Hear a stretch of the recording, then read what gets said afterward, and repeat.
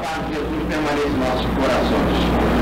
É uma alegria estarmos aqui na casa de Joana de Anjos, unidos com todos vocês nessa vibração, na vibração da manhã, na vibração da noite divina, onde nós teremos a oportunidade de falarmos sobre o nosso amigo Newton Boechat. Newton Boechat, que desencarnou tantas vezes, esteve aqui na Tafona, tivemos a oportunidade de passarmos uma temporada aqui na Tafona, na casa do Sr. Calvani, junto com o Newton Boechat, o Gilberto Pérez, que escreveu tantos livros com o nosso Newton. É realmente uma alegria. E já que eu me lembrei de falar sobre o Newton Boechat e sobre os poemas que ele recebeu com a sua mediunidade abençoada, dedicados a Campos. Então nós podemos unir o útil ao agradável. Falaremos do Newton, mas as suas ligações, as suas raízes, a sua mediunidade aqui com a cidade de Campos e também com a Tafona, que quantas e quantas vezes o Newton teve aqui passando dias. Momentos maravilhosos. Lembramos aqui, há 11 anos atrás, em 1980, quando nós passamos um carnaval juntos, e o carnaval era motivo para fazermos vários encontros, visitarmos vários doentes, darmos passes em tantas pessoas, fazermos culto do lar. Era realmente uma vibração muito carinhosa, muito gostosa. Então, sem mais delongas, vamos começar a falar de Newton Boechat. A primeira informação que eu quero trazer para vocês é que o nome da nossa palestra será Novo Tom. Essa ideia não é minha, é do poeta da cidade de Anápolis, em Goiás, chamado Paulo Nunes Batista. Esse poeta, assistindo uma palestra do Newton Boechat, e nós estávamos presentes lá na cidade de Anápolis, ele me escreveu na hora um poema muito bonito, intitulado Novo Tom. Ele, estudioso das letras, estudioso dos nomes, estudioso das palavras, ele viu que Newton quer dizer novo tom. New é novo, tom. Então o Newton Boechat era o novo tom. Era a nova mensagem. Não que ele estivesse apresentando alguma coisa nova, não. As suas raízes eram as raízes da doutrina espírita. As suas raízes eram as obras de Pietro Baldi. As suas raízes eram o excelente pensamento de todas as boas correntes religiosas, filosóficas do mundo inteiro. No entanto, ele foi um novo tom, não a nova mensagem, um novo tom, a nova maneira de dizer, a nova maneira de dizer aberta, sem as amarrações do preconceito, do fanatismo, não. Era a alma que transbordava em sinceridade para apresentar o Evangelho de Jesus, à luz da doutrina espírita, à luz, antes de tudo, de um pensamento livre. Ele era livre no seu pensamento.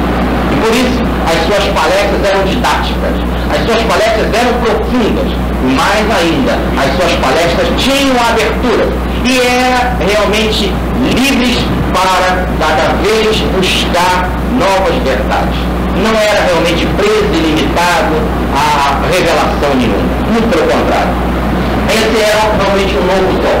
Newton Boechat nasceu no dia 25 de julho de 1928, na cidadezinha de Apiacá, no Espírito Santo. Muita gente não sabe disso, mas ele nasceu lá numa cidadezinha de Apiacá. E foi muito engraçado, que ele nos contava, naquele tom realmente muito alegre, descontraído do Newton, que uma vez ele esteve em Apiacá para fazer a palestra, e ele era o maior nome da cidade de Apiacá. Até o prefeito ele achou aquilo muito engraçado, né? E fundaram até lá uma biblioteca com o nome Newton Boechat. Mas o nosso Newton morreu, ou desencarnou, no dia 22 de agosto de 1990, no Rio de Janeiro. Era formado em línguas neolatinas, tanto que mais tarde, quando ele esteve na Europa, teve uma facilidade muito grande por toda a Espanha, falando o idioma, o castelhano com muita facilidade, na França também, a mesma coisa, e na Itália. É lógico, com algum apoio de outras pessoas, mas a palestra era normal, eram normais. O Newton era funcionário aposentado do NPS, hoje NSS, mas largando esse lado humano, vamos partir para o campo espírita. Dr. César Burnier, uma das maiores autoridades nas pesquisas de reencarnação, nas pesquisas da fenomenologia espírita, Dr. César Burnier, certa vez, na União Espírita Mineira, no ano de 1947, penetrava.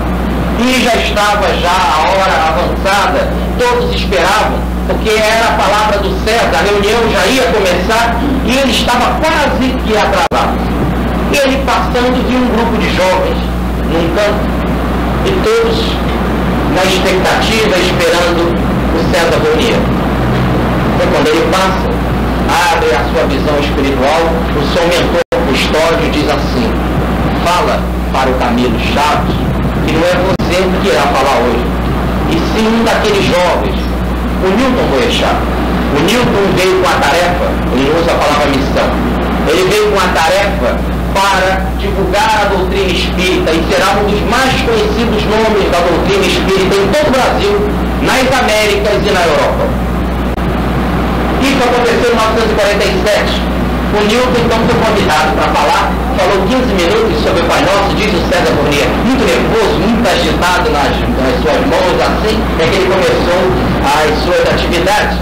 E mais tarde, realmente, o Newton esteve rodando todos os estados do Brasil, foram 4 mil palestras em todo o Brasil. Ele esteve na nossa América do Sul, no Peru, no Chile, na Argentina, no Uruguai, Paraguai, e na Venezuela e na Europa. Mas nós vamos chegar na Europa depois para falarmos com mais calma. Realmente foi, a profecia realmente foi cumprida. E nós estávamos junto com o César Burnier, estava também o Gilberto Pérez, daqui de Campos, lá no aeroporto do Galeão, quando o Newton Boechat estava se despedindo de nós para a Europa. E na hora que o Newton estava se despedindo, o César então reuniu todos para lembrar a profecia. E realmente todos ficaram muito emocionados. E o Newton foi para a Europa na certeza de que toda sua trajetória já estava marcada, delineada pelo alto, antes da sua chegada na Terra. O Newton Boechat, juntamente com o César Burnier, conviveram muito com o Chico Xavier. Chegaram a passar realmente dias, podemos dizer assim, a um largo período, morar lá com o Chico Xavier. Eram de Belo Horizonte para Pedro Leopoldo, que era muito perto, e estavam então constantemente em todas as reuniões com o nosso Chico Xavier. Tiveram também um convívio muito de perto com Arigó, conviveram muitas reuniões com Arigó e mais tarde com o Peixotinho, aqui de Campos, com a família do Peixotinho, e viram realmente materializações maravilhosas. Tiveram então um contato com o que nós temos de melhor da fenomenologia espírita. Mas aqui já entra os assuntos doutrinários, era aquilo que eu queria mais empreender com vocês. No dia 28 de março de 1978, se encarnou o Dr. Aloysio Randolfo Paiva. Nos anos de 77, eu vinha passando na rua Maia Lacerda, no estado do Rio de Janeiro, e vi um centro com a placa Centro Espírita Bezerra de Menezes. E perguntei o dia da reunião e me disseram quando seria a reunião. Eu fiquei numa expectativa muito grande e fui assistir a minha primeira reunião espírita. Era uma terça-feira, às 2h da tarde. Falou o Sr. Lindolfo Antônio, que é médium da Federação Espírita Brasileira e presidente desse Centro Bezerra de Menezes. E ele falava do Evangelho segundo o Espiritismo com muita emoção e sobre uma das suas páginas. Foi quando assim eu desci, comprei o Evangelho segundo o Espiritismo, fui para casa e naquele mesmo dia, como falava numa expressão nosso Newton Boechat, eu li o Evangelho Espírita de cabo a rabo. E realmente ficamos muito impressionados com a beleza da doutrina, e mais ainda me impressionava porque no centro espírita não tinha aquilo que eu pensava dentro da outra religião respeitável, que é a Umbanda ou o Candomblé. Eu não vi isso. Descobri então uma outra maneira de ser espírita e fiquei realmente muito emocionado. Na primeira ou outra reunião, lá eu estive, e quem se encontrava falando sobre a André Luiz era o Dr. Aloysio Randolfo Paiva. O Dr. Aloysio teve uma amizade muito bonita comigo e me passou várias informações, me deu as primeiras orientações da doutrina, me informou os primeiros livros, disse como eu deveria ler, na ordem, como eu deveria fazer, e ele sempre me dizia: Jorge, você precisa conhecer o Newton Boechat. Eu vou te apresentar o Newton Boechat. É um médium excelente, um profundo estudioso da doutrina, tem uma cultura invejável. Você precisa conhecer o nosso César, o nosso Newton Boechat. E sempre havia uma dificuldade. Na faculdade era uma prova, era um problema, e sempre quando ele marcava, ou o Newton estava numa viagem, não havia possibilidade de eu conhecer o Newton. Até que surge o dia 28 de março de 78, quando o Dr. Aloysio desencarna. E nós estávamos lá, no cemitério João Batista, conversando com a sua filha Alba Lucine, e dando aquele conforto, falando as palavras da nossa doutrina. Ela já havia parado de chorar, estava realmente mais alegre, quando de repente entrou um senhor alto, e com um olhar sereno, mais firme, se aproximou da Alba e deu um abraço nela, quando ela voltou a chorar outra vez. Eu puxei a Alba, eu falei, sai de perto desse chá, porque esse homem está fazendo você chorar, ele está estragando tudo que a gente está falando, você já estava tão bem. Ela falou, mas esse é o tipo de chorar, ele era tão amigo do meu pai, esse é o Newton Boechat. Aí eu pensei, que coisa, realmente está certo, doutora Luiz, foi ele que me apresentou, mesmo no enterro do corpo, mas foi através do doutor Aloysio que eu conheci o Newton Boechat. Logo me aproximei do Newton e comecei a falar de doutrina. O doutor Aloysio me falava muito de você, ele também já me falou de você e tal, não sei o quê. Aí eu preciso marcar um encontro para conversar com você, tem muitas coisas para perguntar. E o Newton disse assim, ó, vamos marcar daqui a alguns dias, lá no INPS, na Graça Areia 35, lá no meu emprego, você vai lá e nós vamos bater um papo. Vai de tarde, assim, a gente toma um café e bate um papo. E realmente eu estive lá nesse dia.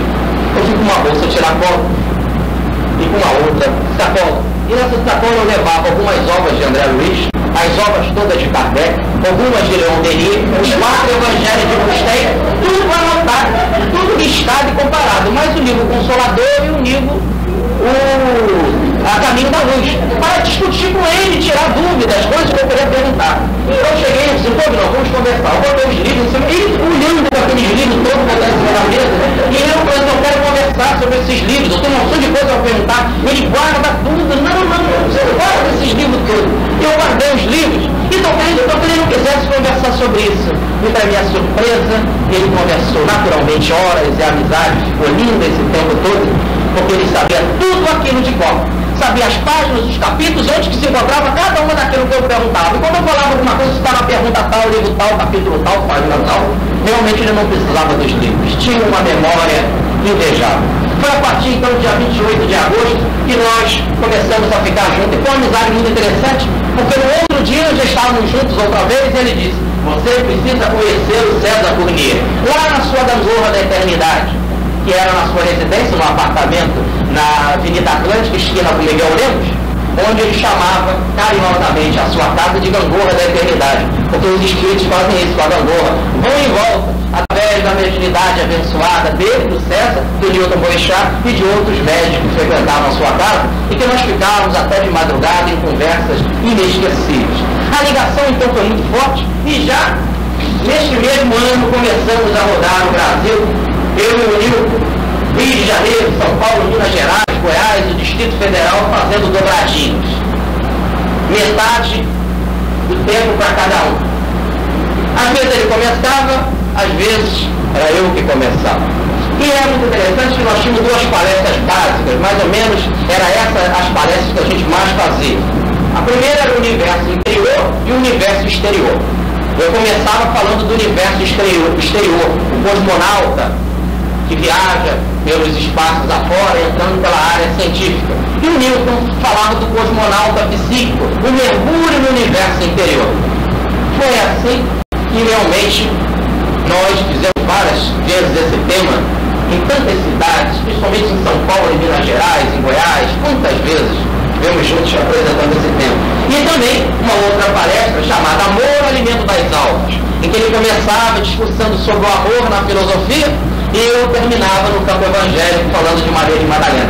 Eu me lembro que essa palestra, uma vez, nós estávamos falando lá no Centro Espírita Batuíra, na cidade de São Paulo, e o Newton começou, e estava naquele dia, como ele mesmo dizia, na sua expressão, e podemos ficar à vontade, porque estamos falando dele, estava com a cachorra. E falou maravilhosamente bem, entrando realmente numa vibração, quando o Orlando Messa que é um dos diretores da Antártica, se encontrava numa ponta da mesa e ele fazia assim para mim. E eu olhava para ele e ele fazia assim. E o Newton falando e ele fazia assim, e depois é que eu fui entender. Vai embora. Os outros 30 minutos que você não fala, não. Depois do que ele falou de tão bonito, como é que você vai levantar para falar, né? O Newton era assim, realmente muito inspirado e tinha realmente frases filosóficas, frases de amor, de carinho, realmente arrebatadoras. Mas, vamos aqui. Mas em 1979 ele foi à Europa. É lógico que nós não vamos contar aqui toda a sua viagem na Europa, mas há uma que eu não posso, todas as suas palestras, mas há uma que realmente eu preciso destacar. Aconteceu em Barcelona, no dia 28 de setembro de 79, em Tarrasa. E é muito interessante que aconteceu na Sala dos Atos, na paróquia da Sagrada Família, numa igreja católica, foi a palestra. O nome da palestra foi... Inclusive eu tenho um convite em casa, ele mandou por carta. Aliás, nós temos todas as cartas que o Newton mandou para a Europa para nós, são várias, dá um volume assim, realmente elas estão todas encadernadas. Vocês ficam à disposição se quiserem ver, realmente tem páginas maravilhosas. No entanto, nessa igreja, na igreja católica, que era o maior salão, as palestras eram concorridíssimas, era o maior salão que poderia abrigar o grande movimento das pessoas que estavam sedentas desses assuntos. O Newton Boechat falou ali, o título da sua palestra foi A Manifestação do Ser na Arte, na Dor e no Amor. E todas essas três palavras, ele se baseou na obra do professor Pietro Baldi. A Manifestação do Ser na Arte é um capítulo da Grande Síntese sobre a arte. A Manifestação do Ser na Arte, na Dor, toda a obra de Pietro Baldi é um cântico de dor, né? A dor realmente foi a grande irmã, a grande companheira de estrada de Pietro Baldi. E a manifestação do amor é o Evangelho de Jesus, que é o centro, não é? Podemos dizer, o epicentro da obra do professor Pietro Baldi. Então ele se baseou nesse pensamento e fez a sua palestra lá. E é muito interessante que tinha pessoas sentadas no chão, tem registrado isso por carta que a Pepita mandou da Europa para nós, a Pepita acompanhou ele na Europa, Josefa da Riva, e ela conta então nas cartas que tinham pessoas sentadas no chão, inclusive o padre. O padre assistiu a palestra o tempo todo, que o Newton entrava e saía sobre o tema reencarnação. E foi muito interessante que depois se vendeu 4 caixas de livros. E que as pessoas vieram comprar os livros espíritas, inclusive o padre chegou para o Newton e disse assim, eu quero aquele livro ali, Companheiro, é o livro Companheiro de Emmanuel. Mas, em 1980, começou uma forte ligação nossa com o movimento de Pietro Baldi. E nós devemos ao encontro da obra de Pietro Baldi ao Newton Boechat, porque naquele nosso primeiro encontro, quando eu estava com tantas dúvidas e tantas coisas que eu queria ligar e amarrar, ele disse assim, você precisa ler a obra de Pietro Baldi. É só o Baldi que vai dar essas explicações. E ele, com conhecimento de Baldi, mandou eu ler todas as obras. E as obras naquela época não estavam publicadas, não havia fundado. E estavam realmente sumidas. E o Newton procurava em sebo. O Newton tinha em casa, me doou todas as obras. Tudo que ele tinha em casa, o Newton doava. Aliás, ele não tinha livro em casa, ele sabia tudo de cor, ele doava os livros para a gente. E ele entregou todos os livros de Baldi e ainda procurava em sebo os outros para encontrar. E tinha muitas vezes que ele chegava, olha o que eu encontrei, olha o que eu encontrei no seu, me dava um livro de Baldi. Assim eu li realmente várias obras. Em 1980, no 15º encontro de Pietro Baldi em Brasília, foi ele que foi convidado para fazer uma palestra. No entanto, ele tinha um outro compromisso espírita e ele resolveu me envolver na divulgação do pensamento de Pietro Baldi. Ele, em vez de ir para o complemento de Baldi, para a palestra de Baldi, não para o outro, ele resolveu trocar. E disse, não, Jorge, vai para o encontro de Baldi, vai me substituir. Disse, mas o seu tema? Não, faça o tema que você quiser. E saiu então o nosso tema, o homem do terceiro milênio. Seria uma projeção do homem, seria uma projeção da minha parte do homem no terceiro milênio.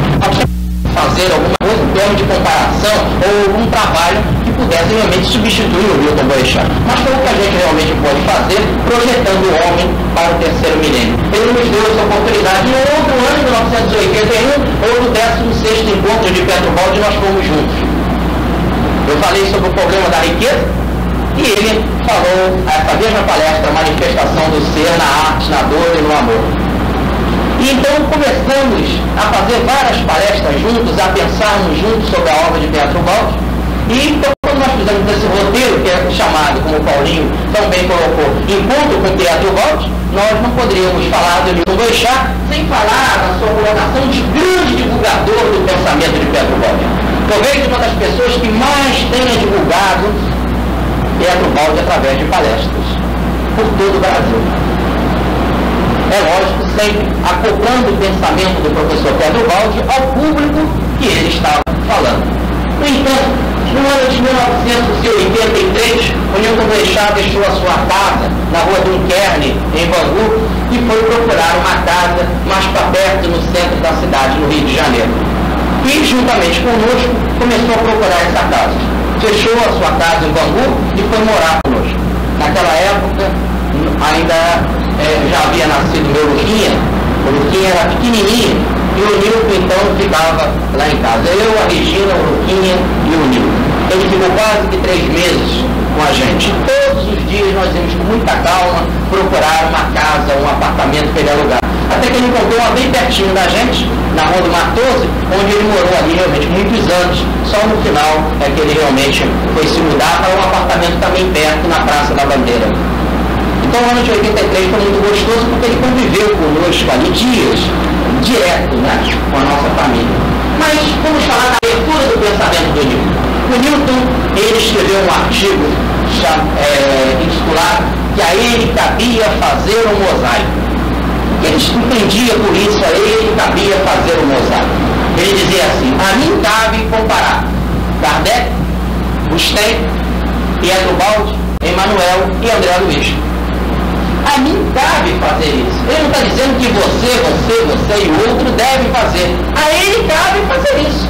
Dentro do seu estudo, da sua maneira de ver, dentro da sua vontade de estudar, conhecer e comparar. E fazer um mosaico, fazer um encaixe entre esses pensamentos. Kardec, Gusten, Pedro Baldi, Emmanuel e André Luiz. Imediatamente levantou-se vozes e Juiz de Fora, condenaram Newton Boechat e realmente saiu até em ata, onde a Aliança Municipal Espírita veio levantar a ideia da proibição das palavras do Newton Boechat nos centros de Juiz de Fora por causa desse artigo. Isso aconteceu antes da palestra dele na Europa. É muito interessante, e aí vem um alerta para nós espíritas, que por enquanto o movimento espírita estava em proibir a sua palestra, a Europa abria para ele fazer palestras dentro da própria Igreja Católica. E vai além, e aí que vai a grande importância de eu ter anotado isso para vocês. Foi em Barcelona. Foi aonde no dia 9 de outubro de 1861, 300 livros dos Espíritos foram queimados de Allan Kardec. Então lá, onde o Tribunal da Inquisição condenou a obra de Kardec, queimou a obra de Kardec, o ranço ainda medieval condenou Kardec, ele volta na mesma lá da doutrina espírita numa visão moderna à luz de Pedro Baldi.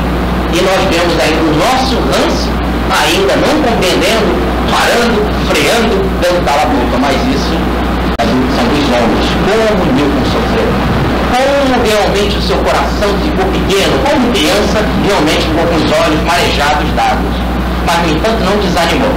Era muito interessante que os centros não deram a mínima para a organização do movimento e abriram as portas para o Newton. E lá, quando por enquanto 300 pessoas assistiram a sua palestra nos auditórios, na Casa do Caminho ficou 1.200. É lógico que todo mundo queria saber quem era o condenado. E acontece que a sua palestra teve uma multiplicação muito maior, como os livros dos Espíritos, o livro dos Espíritos de Kardec, depois da condenação teve um movimento muito maior, como não resta a menor dúvida, depois da condenação dos livros de Pedro Baldi, houve uma divulgação muito maior da sua obra. No entanto, o Newton Boechat tinha uma mediunidade muito interessante. Um caso eu quero contar para vocês que aconteceu em Mendes, no clube frigorífico em Mendes. Não tem um clube frigorífico na cidade de Mendes, você passa ali. Lá naquele clube frigorífico, nós fomos fazer uma palestra. E o auditório ainda estava vazio, choveu muito, e lá no final havia 3 pessoas conversando.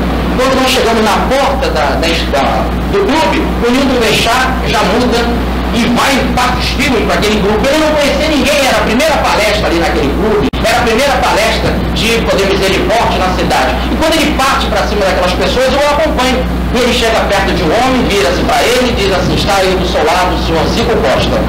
E o homem diz assim: mas o Zico Costa já morreu, ele é há 15 anos. Ele está aí do lado e está mandando dizer para o Senhor que ele agora apaga fogo de almas. Aí o homem, com os olhos cheios d'água, disse, isso mesmo, quando ele estava aqui na terra ele era bombeiro, agora ele desencarnou, apaga fogo de alma.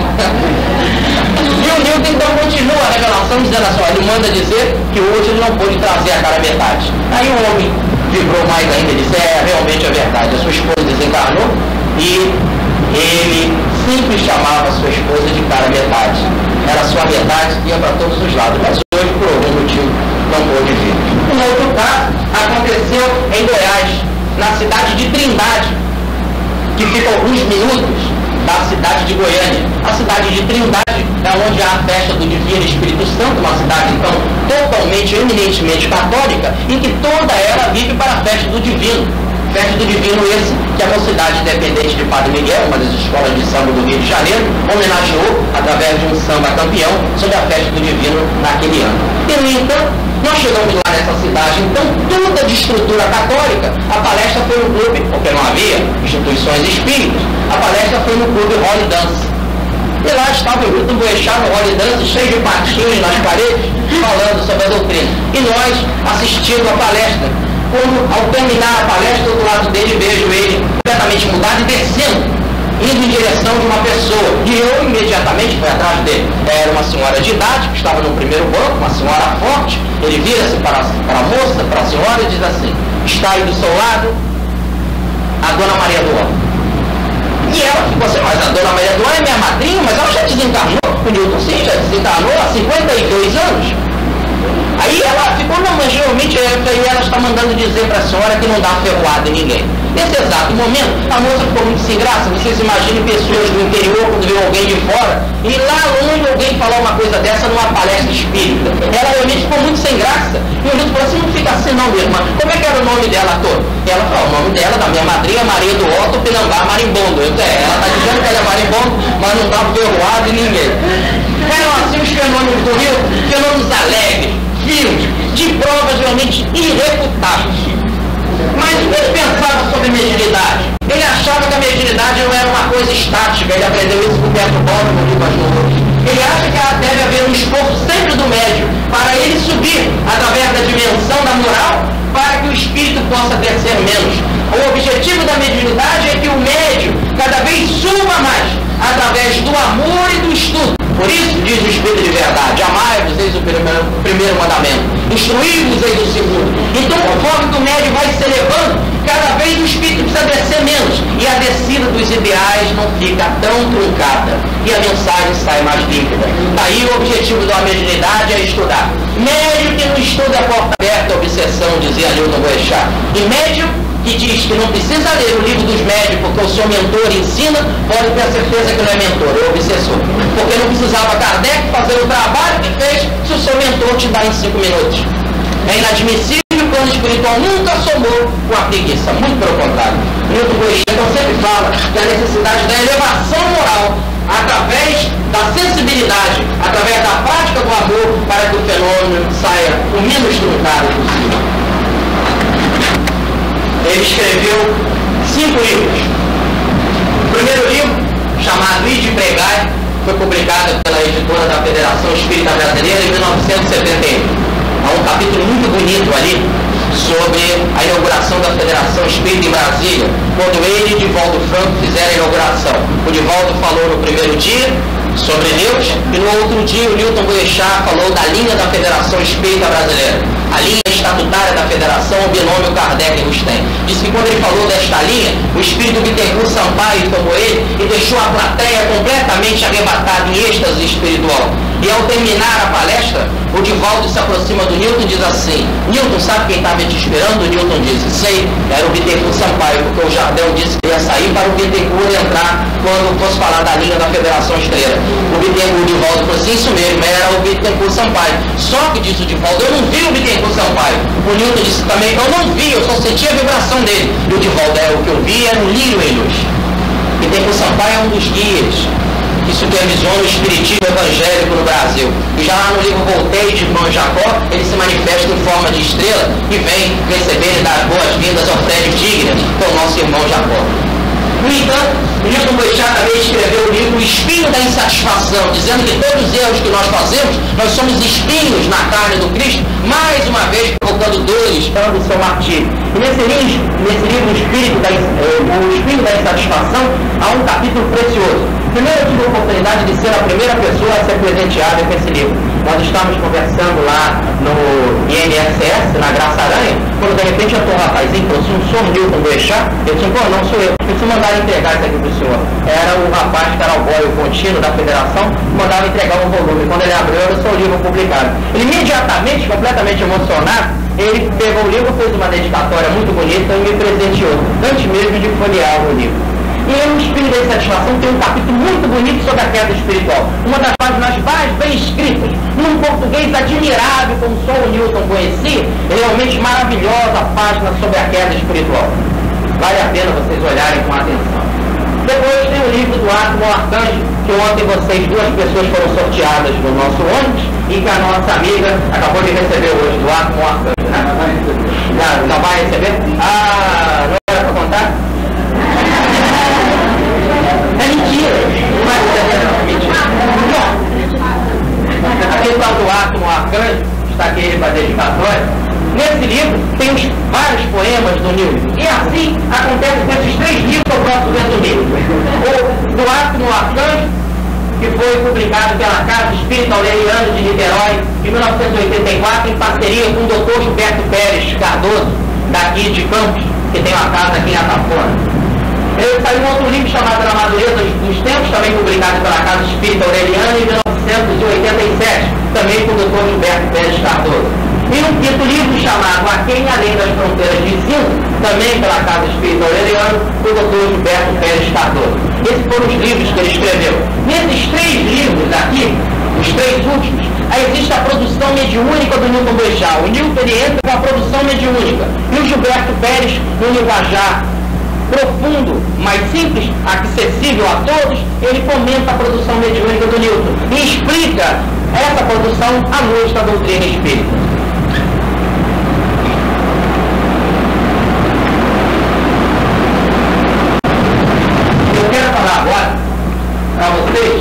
Sobre os poemas que o Newton Boechat recebeu. Ele recebeu dezenas de poemas. Eu destaquei 2, dado o nosso tempo, e todos 2 ligados a Campos. Então vamos por partes. Recebeu, eu destaquei também o poeta daqui de Campos, o espírito daqui de Campos, é o príncipe dos poetas de Campos, que é o nosso Azevedo Cruz. Lá no culto do Dr. Aloysio Rodolfo Paiva, na Tijuca, o tal meu amigo que me apresentou através do seu enterro, do enterro do seu corpo, Newton Boechat, no dia 6 de junho de 1975, o Newton estava lá. E por enquanto o Dr. Armando de Oliveira Assis, ex-presidente da Federação, fazia o estudo de uma das páginas espíritas, o Newton psicografou esse poema chamado A Bailarina do Nepal, que eu vou ler, explicar e depois eu vou lê-lo outra vez. Em Katmandu, Nepal, lembro agora sim, da bela dançarina em coreantes meneios.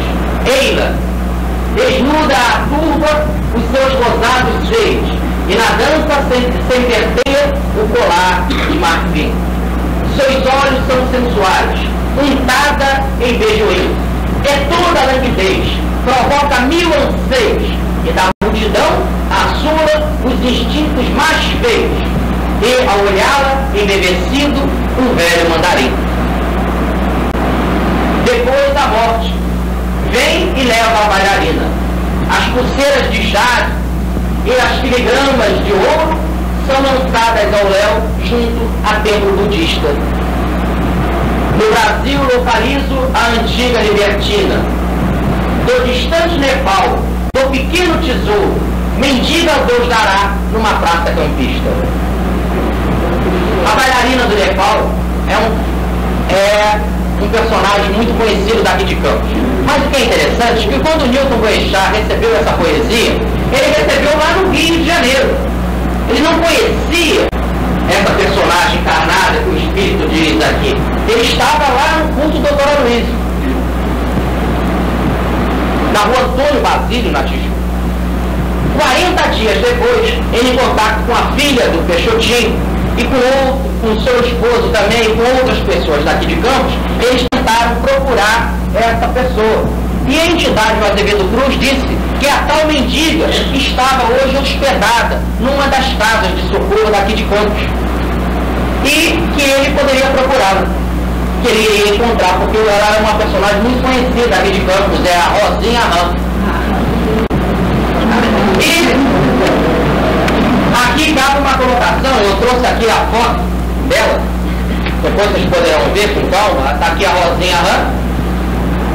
Mais tarde, o Newton Boechat esteve, 40 dias depois, procuraram encontrar a Rosinha Rã, e ela já não estava mais nessa casa de asilo, de velhinhos, porque ela tinha sido envenenada por mascar fumo, estava então no hospital. E eles foram lá e encontraram a Rosinha Rã e conversaram com ela. Mas ontem mesmo estava conversando com o senhor Antônio, um dos diretores do centro Nosso Lar daqui de Campos, ele me disse que ela, quando jovem, era realmente muito bonita.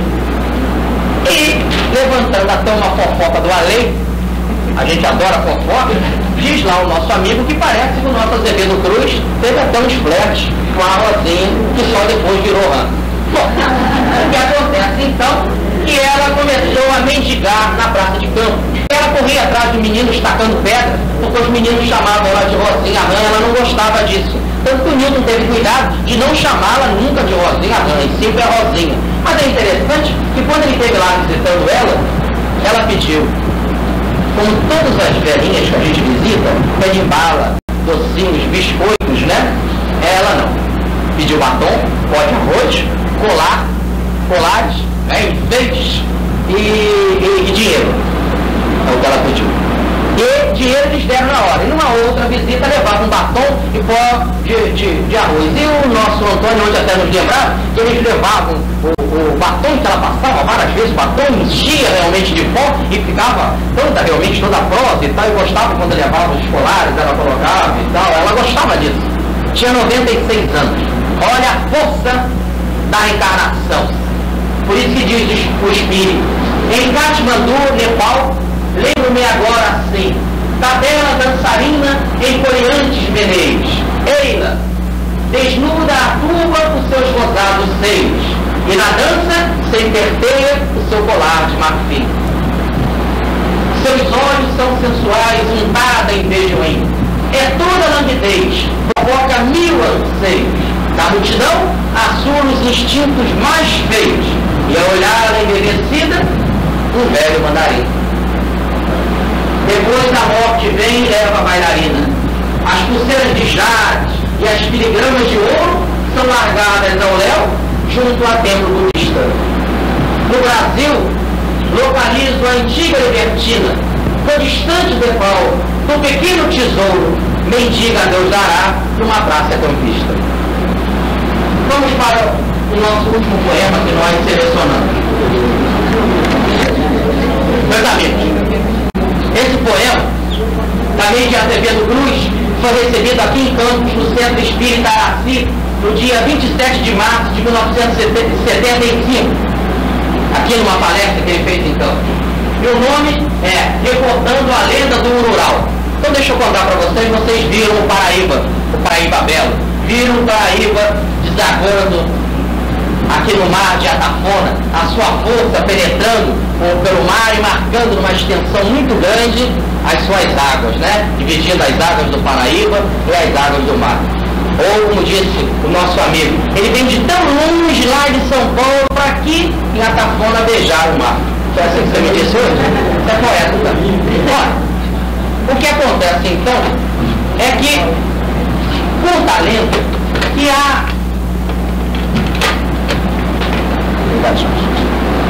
conta a lenda que há no Rio Paraíba um jacaré, um monstro jacaré chamado Urural. E esse monstro, ele ataca e come os pescadores. Um pescador então teve um insight, porque eles não podiam perder as suas vidas. Eles eram homens de trabalhos e precisavam sustentar as suas famílias. Foi assim então que ele teve uma ideia. Foi à torre da igreja matriz, se não tiver certo vocês me corrigem. Eles foram à torre da igreja, da localidade, tiraram o sino E quando o jacaré veio, eles jogaram o sino, o jacaré comeu. Agora, quando eles vão pescar e o jacaré tem fome, que ele se mexe para subir, o sino toca. E eles vão embora, nenhum pescador morreu mais. Esse é o jacaré rural. E o Espírito Azevedo Cruz diz que esse jacaré rural, antes de tudo, é o lado feio do homem, que habita em nós. E que nós devemos jogar um sino lá dentro, para que quando o nosso lado feio quiser se manifestar, toca esse sino, a gente se segura no nosso velho egoísmo e venha se trancar no nosso homem velho, para aprendermos a manifestar só a nova criatura em Cristo, como nos falava o apóstolo Paulo da gentilidade. Mas o poema diz o seguinte: o luar, por isso que eu falei ontem para vocês, olhem no paraíso. À noite, ainda falei, pena que não tinha luar. Mas tudo bem, vamos lá. Hoje os jovens, né, os livros, eu jovem também, sou muito jovem, mas os livros hoje costumam dizer que lua bonita e fala do sol, né? Então já notaram isso que tem hoje, que tem jovem, que lua bonita e é sol, já viram? Não está vendo não? A lua está forte, né? E é sol. Tem um negócio desse aí. Então vocês podem imaginar assim também, olhando o sol e convertendo ele em lua e realmente inundando o paraíso. Olha, o início do poema é realmente uma coisa muito bonita. O luar acaricia o Paraíba belo. É noite. Campos dorme em vibrações de prata. E de outra vida me lembro, e de jovem croata, que tristonho infeliz a meu destino atrelo. Aqui torna a encontrá-la, em pensamento anelo. Meu passado rever, destemido pirata, seres mercadejava em aldeia pacata, o espírito arrogante em braveza revelo. Qual feroz jacaré, fundo lago habitando, a reinar, negativo, externo instinto mal de fugaz existência a causar branco e dor. Sei que o agora é do Cristo e a mente renovando para vencer no eu o temível rural. Unidos compondo a paz, faço versos de amor. O poeta Azevedo Cruz identificou ali na Ana Carolina uma das escravas que ele na cidade pacata mercadejava e apoiou ela para viver com ele. Ele era realmente um destemido pirata, era o seu jacaré rural, que manifestava e que queria engolir os outros, era o seu lado feio. E foi assim então que hoje ele descobriu que queria um passado distante de dor. E ele até com braveza, ele revela esse seu lado feio, ele não esconde ele. Mas ele, ao mesmo tempo que não esconde o seu lado feio, ele descobre e sabe que agora o presente é do Cristo. E para o Cristo nós devemos viver. E como nós devemos viver para o Cristo, ele descobre que a mente deve ser renovada. E como ele faz para renovar a sua mente? Ele propõe hinos à paz, faz versos de amor. Então eu vou ler um poema para vocês, porque eu acho ele realmente muito bonito. Recordando a lenda do rural. O luar acaricia o Paraíba belo. É noite, campos dormem em vibrações de prata. De outra vida eu me lembro, e de jovem croata, aqui em casa tem um parente da Croácia, agora está na guerra, sofrendo, né? Aqui vai a nossa vibração, o nosso carinho por aquele povo tão antigo, né? Na época, ela era essa moça infeliz, que foi atrelada ao destino dele, era uma cigana. O seu irmão também era um cigano. De outra vida eu me lembro de jovem croata, que tristonho infeliz a meu destino atrelo. Aqui torno a encontrá-la, em pensamento anelo. Meu passado rever, destemido pirata. Seres mercadejava em aldeia pacata, o espírito arrogante, em braveza revelo.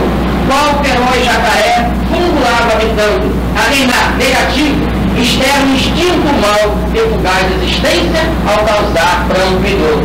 Sei que o agora é do Cristo e a mente renovando, para vencer no eu o temível rural, e nos componham a paz, faço versos de amor. Realmente é uma alegria muito grande falar sobre essas páginas para vocês, estarmos juntos para pensar sobre o pensamento de Ubaldi, que o Newton Boechat tanto divulgava, o pensamento da nossa doutrina espírita, que tanto nos consola e nos liberta. É realmente uma emoção muito grande. Podemos sentir no ambiente as vibrações espirituais nos envolvendo, a alegria da espiritualidade, a felicidade do nosso Newton Boechat, realmente tudo nos irmana numa só vibração, uma vibração carinhosa, na qual a espiritualidade nos lembra que entoemos para vocês. É importante que realmente sintamos no fundo da alma as vibrações que hoje, nesse momento, se fazem presentes aqui no nosso recinto. Dizem que houve no Oriente um ser outrora, que sendo espiritual, fez-se homem embora, e entre os grandes de então, das leis, os sábios, sem consultar os falsos alfarragos, foi mestre, sendo humilde nazareno, concentração astral que a ciência encerra, ele desceu iluminando a terra, e a fé pregando, a fé que nos consola, ele, o Cristo, era o verbo, era uma escola, verbo, sol, clarão, verdade, voz do Cristo, visão dos céus, como há de passar o ser humano sem ter luz, se és estrela, se és farol, se és Jesus. Minha alma, pois, vos pede e vos implora, vós que viveis errando lá por fora, fugindo do dever, manchando a história, entrai. Que a escola é luz, é paz, é amor, é glória.